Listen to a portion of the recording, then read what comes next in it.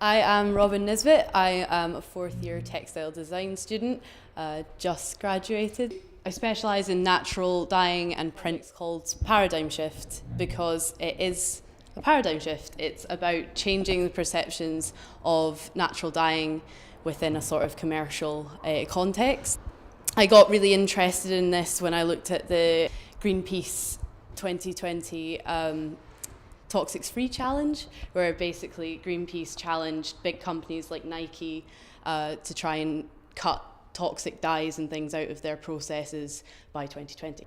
And my solution was using all natural dyes and all natural mordant and just cutting sort of acid dyes out of the system completely. A mordant, for anybody that doesn't know what that is just something that helps your dye stick to the cloth. A lot of the time it's heavy metals that are used, and in large quantities, like in industry, these can be really damaging for the environment. So I had to look at plant alternatives, and the ones that I came up with were things like my juniper berries, Simplocos leaves, which are a natural source of aluminium, and other things that I experimented with were just like plain salt water. This process is mostly for textiles because that's what I've been researching, but I'm sure, yeah, you could broaden it.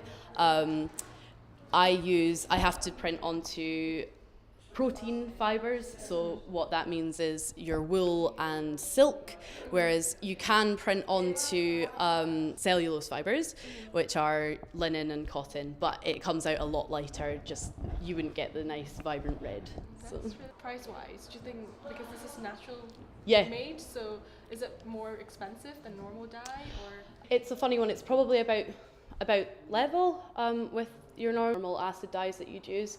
The difference with it is you're having to put a lot of time and effort into growing the actual plant. For the actual process bit, I mean, it is really just that it's something we need. It's having a process that is environmentally friendly is something that textiles is needing greatly. So my two biggest influences for this project have been two master's students at Glasgow called Emily May and Hannah Rumsey, and they are two other natural printers in Scotland. It's actually not done very often. We're probably three of the only people who do it. I would say that at this point, my work, I'd say, is not quite up to a commercial standard yet. That's kind of that's where I want to go next. I really want to carry this on. And but Hannah Rumsey and Emily May, because they're that sort of step ahead, I think their work could almost be classed as almost commercial.